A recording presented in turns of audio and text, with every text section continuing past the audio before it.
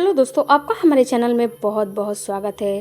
दोस्तों, अगर स्टोरी अच्छी लगी तो चैनल को सब्सक्राइब प्लीज़ करिएगा। एक सरकारी स्कूल में बच्चे पढ़ रहे थे। धीमी धीमी बारिश की बूंदें ज़मीन पर बरस रही थी।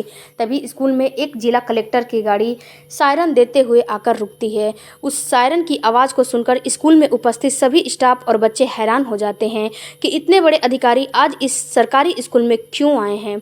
इसके बाद गाड़ी से जिला कलेक्टर उतरते हैं और डायरेक्ट प्रिंसिपल के ऑफिस में चले जाते हैं। ऑफिस में पहुंचकर वह एक टीचर के बारे में जानकारी लेते हैं जिनका नाम शीतल होता है। शीतल के बारे में जैसे ही वह जिला कलेक्टर जानकारी लेते हैं तो प्रिंसिपल भी हैरान रह जाता है कि इतने बड़े अधिकारी को एक मामूली से टीचर में इतना इंटरेस्ट क्यों हो रहा है। तो वह उनसे पूछ ही लेते हैं कि आपको उनसे क्या काम है। तो जिला कलेक्टर साहब कहते हैं मुझे उनके कुछ रुपए लौटाने हैं, इसीलिए मैं उनके बारे में जानकारी कर रहा हूं। तो प्रिंसिपल बताते हैं कि वह तो यहां से काफ़ी समय पहले ही रिटायर होकर जा चुके हैं। अब वह यहां पढ़ाने के लिए नहीं आते हैं, लेकिन मैं आपको उनका एड्रेस निकाल कर देता हूं। आप उनके घर जाकर मुलाकात कर सकते हैं। इसके बाद जो कलेक्टर साहब होते हैं कहते हैं ठीक है, आप जो है जल्दी से उनका पता मुझे बता दीजिए और मैं यहाँ से जाके उनसे मिल सकूं और उनका जो भी काम है मैं कर सकूं। इसके बाद जो प्रिंसिपल साहब होते हैं और भी ज़्यादा उत्सुक हो जाते हैं यह जानने के लिए कि आखिर इतना बड़ा अधिकारी एक टीचर से मिलने के लिए इतना बेचैन क्यों है। तो वह फिर पूछ लेते हैं कि आपने अपने बारे में कुछ बताओ, क्या आप शीतल सर से मिलने के लिए उतावले क्यों हो रहे हो और कितना पैसा आपने उनसे ले रखा है। उसके बाद जो जिला कलेक्टर होते हैं वह एक कुर्सी पर बैठ जाते हैं और अपनी कहानी प्रिंसिपल सर को बताने लगते हैं। वह बताते हैं कि सर, कुछ सालों पहले मैं भी इसी स्कूल में पढ़ा करता था। तो एक दिन क्लास में शीतल सर ने सभी स्टूडेंट से एक एक सवाल पूछा कि अगर तुम सभी को 100 रुपये मिल जाए तो तुम उन 100 रुपये का क्या करोगे। तो इस सवाल के जवाब में सभी ने अपने अपने अलग तरह के जवाब दिए।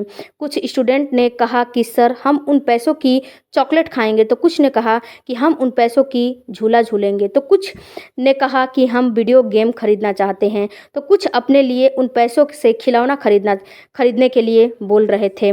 जब मेरे जो है बारी आती है, मेरे बताने का नंबर आया, तो मैं उनसे कहा कि सर मैं तो अपनी माँ के लिए उनकी आंखों का चश्मा बनवा कर दूंगा, क्योंकि वह जब दूसरों के कपड़े की सिलाई करती है तो आंखें कमज़ोर होने के कारण उन्हें थोड़ा कम दिखाई पड़ता है और जब अक्सर उनके हाथों में जो सुई होती है वो चुभ जाती है।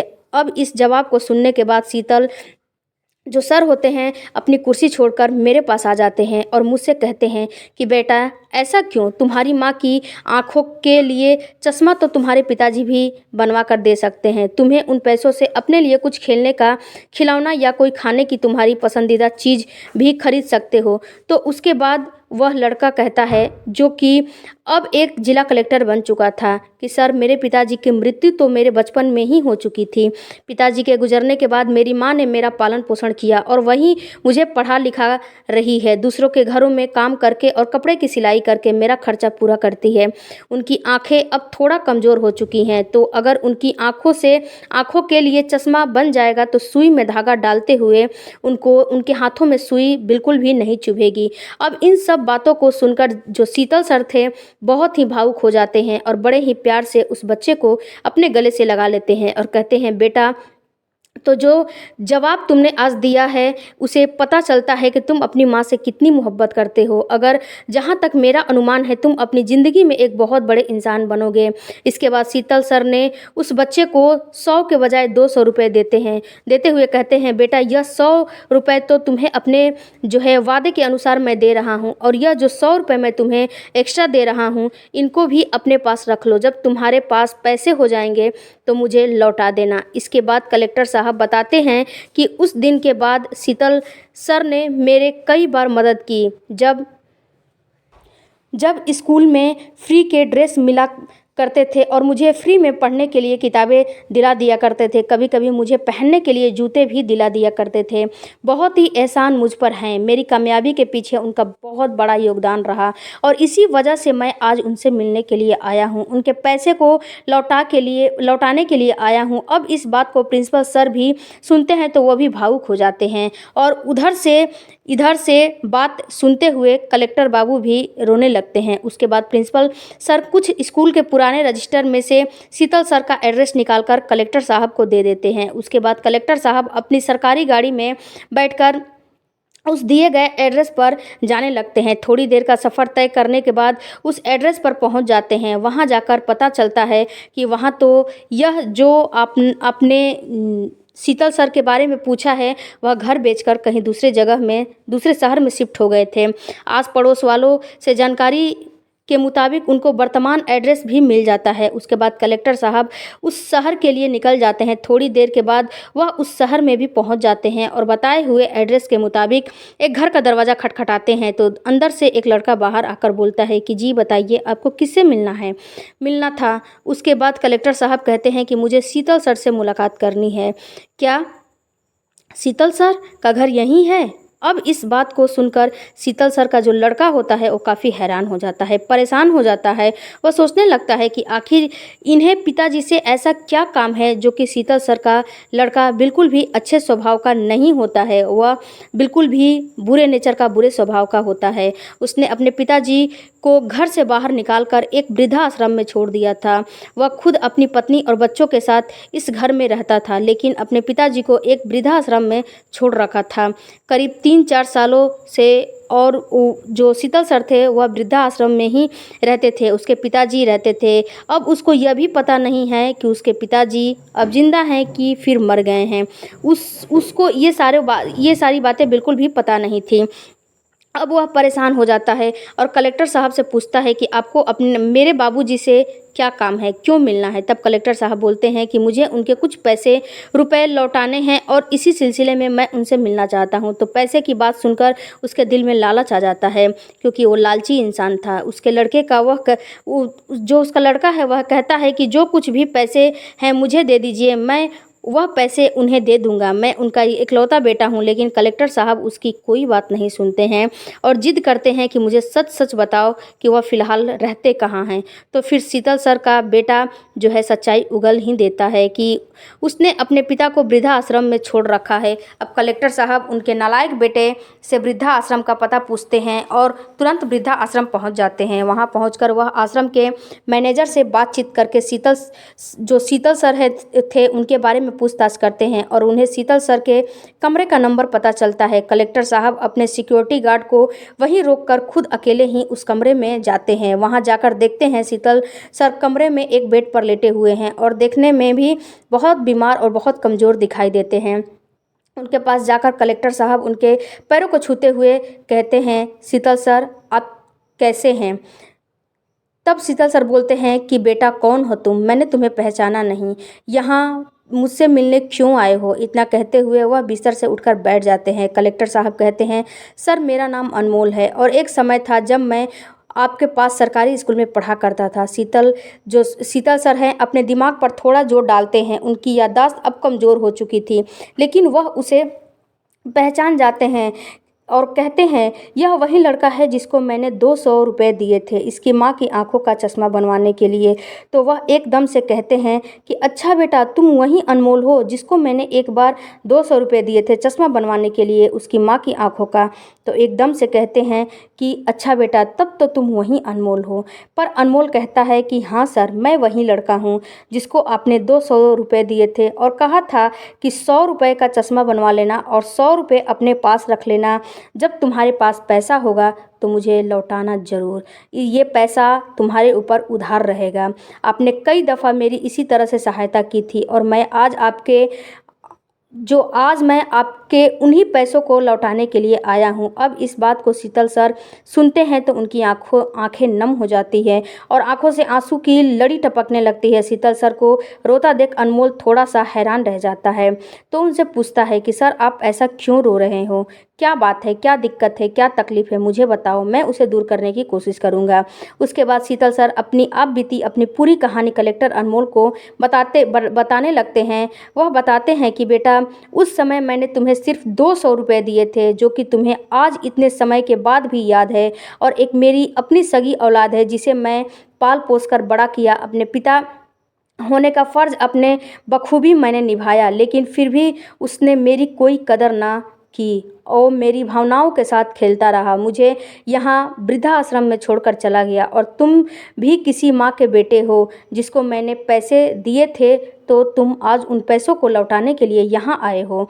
अब अनमोल उनके आंसुओं को साफ करते हुए उन्हें दिलासा देता है, तो शीतल सर अनमोल से उसका हाल चाल लेते हैं और पूछते हैं कि बेटा अब तुम करते क्या हो। तो अनमोल बताता है कि सर मैं आगे भी अपनी पढ़ाई को जारी रखा और मेहनत मजदूरी करके अपनी फ़ीस को जमा करता रहा। खूब लगन के साथ मैंने पढ़ाई की और आज एक जिला कलेक्टर बन गया हूँ। अब शीतल सर यह बात सुनते ही अनमोल के पीठ पे को थपथपाने लगते हैं और कहते हैं, शाबाश बेटा, तुमने बहुत अच्छा काम किया है जो अपनी पढ़ाई को जारी रखा और एक कामयाब इंसान बन गए हो। अब इसके बाद दोनों बहुत देर तक बैठ के बातचीत करते हैं। बातचीत ख़त्म करने का नाम ही नहीं होता है दोनों का।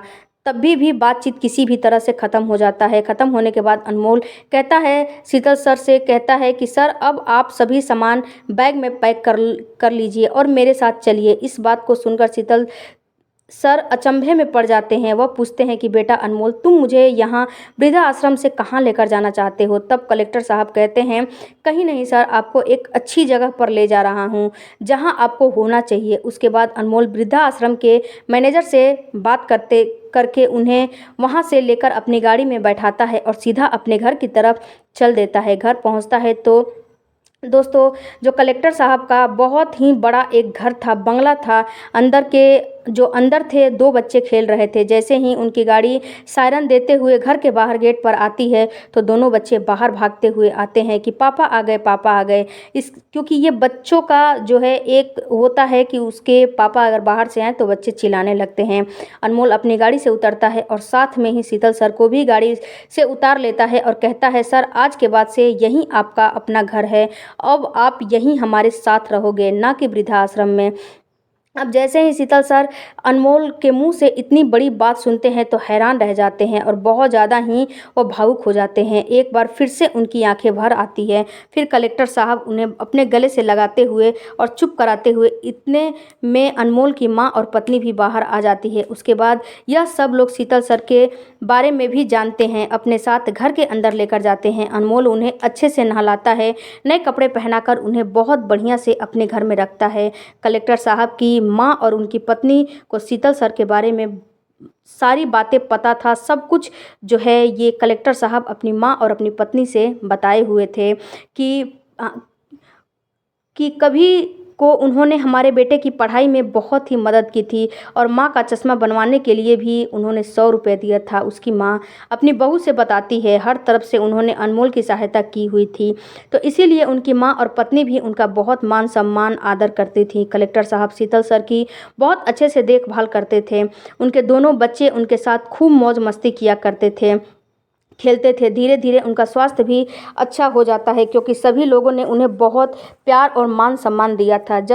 अब शीतल सर कभी अकेले में बैठकर अपने बेटे के बारे में सोचते और फिर इस बेटे के बारे में सोचते, तो इसका केवल कभी 100 रुपये देकर मदद की थी और आज उसने उन पैसों की कीमत ऐसे अदा किया। जब भी उन सब बातों के बारे में सोचते हैं तो उनके आंखें भर आती है। वो सोचते हैं कि एक ये बेटा है और एक जो है मेरा बेटा है, जिसको मैंने अपना सब कुछ कुर्बान किया, लेकिन फिर भी वो मेरा नहीं हुआ।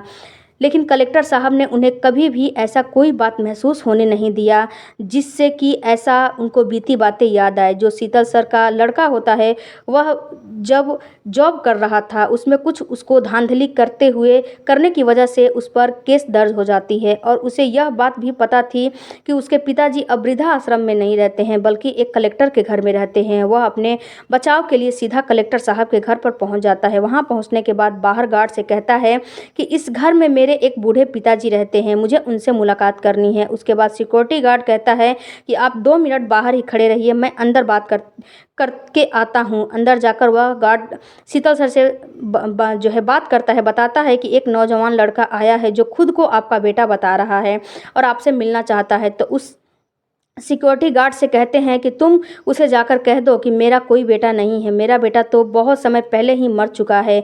मेरा वह बेटा मेरे लिए उसी दिन मर गया था जिस दिन वह मुझे वृद्धा आश्रम छोड़कर आया था। मेरे लाख मना करने पर मेरी एक न सुनी थी, मेरी भावनाओं का खिलवाड़ किया था। अब सिक्योरिटी गार्ड बाहर आता है और उनके बेटे से ऐसा ही बोल देता है। अब उनका बेटा यह सब बातें सुनता है तो बहुत शर्मिंदा हो जाता है, बहुत दुखी हो जाता है, लेकिन वह फिर भी कोशिश करता है, किसी भी तरह से अपने पिताजी से मिलना चाहता था। इसीलिए बाहर से ही खड़ा होकर अपने पिताजी को आवाज़ लगाने लगता है। कहता है, पिताजी मेरी बात को सुनिए, मैं आपका बेटा यहाँ बाहर खड़ा हूँ। इसके बाद शीतल सर होते हैं वो बाहर आते हैं और आकर कहते हैं कि कौन सा बेटा, किसका बेटा? मेरा बेटा तू तो मेरा बेटा है नहीं।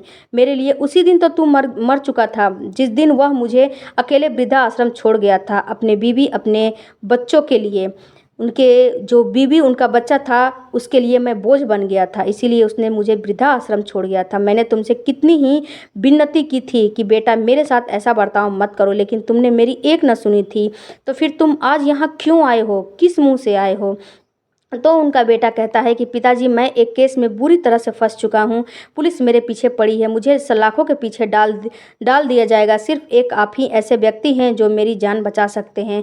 आप कलेक्टर साहब से बोलकर मुझे इस केस से बाहर निकलवा दीजिए। लेकिन शीतल सर कहते हैं कि यह तेरे बुरे कर्मों की सज़ा है जो आज तुझे भगवान ने दे दी है, इसमें हमारा कोई दोष नहीं है। जो तुमने बोया है उसी को आज तुम जो है काट रहे हो और तुम्हें काटना पड़ेगा। इतना बोलकर शीतल जो है अपने गार्ड से कहते हैं कि इसे यहाँ से धक्के मार कर बाहर निकाल दो, अगर ये ऐसे नहीं जा रहा है तो ऐसे में जो गार्ड होता है वह धक्के मार के बाहर निकाल देता है। और शीतल सर कहते हैं कि इसके जैसा गंदा इंसान मेरे दहलीज पे नहीं चाहिए। शाम को कलेक्टर साहब घर वापस लौटते हैं तो उन्हें भी सारी बातों का पता चलता है कि आज शीतल सर का बेटा उनसे यहाँ मिलने के लिए आया था और उन्होंने उसे यहाँ से धक्के मार के भगा दिया था। कलेक्टर साहब को तो पहले से ही पता था कि उनका बेटा अच्छा इंसान नहीं है, इसीलिए वह भी इस केस में कोई दिलचस्पी नहीं ले रहे थे और नहीं बातें कर रहे थे, ऐसे जाने देते हैं। इस सब के बाद शीतल सर अपने शिष्य के साथ ही बहुत खुशी खुशी अपना जीवन व्यतीत कर देते हैं। दोस्तों यह थी आज की कहानी। आज की कहानी एक टीचर और स्टूडेंट का है जो 100 रुपये देकर उसकी सहायता की थी। उन 100 रुपये का बदला उस लड़के ने बड़े ही बेहतरीन तरीके से अदा किया है। आप क्या कहना चाहोगे इस कहानी के बारे में? नीचे कमेंट बॉक्स में हमारे साथ कमेंट जरूर कीजिएगा, आपकी राय का मुझे काफ़ी इंतज़ार रहता है। अगर कहानी आपको ज़रा से भी पसंद आई हो तो हमारे यूट्यूब चैनल को सब्सक्राइब कर लीजिएगा और वीडियो को एक लाइक ज़रूर कीजिएगा, क्योंकि एक लाइक और एक सब्सक्राइब से बहुत ही हिम्मत मिलता है आगे वीडियो बनाने के लिए। मिलती हूँ अगले वीडियो में, तब तक थैंक यू।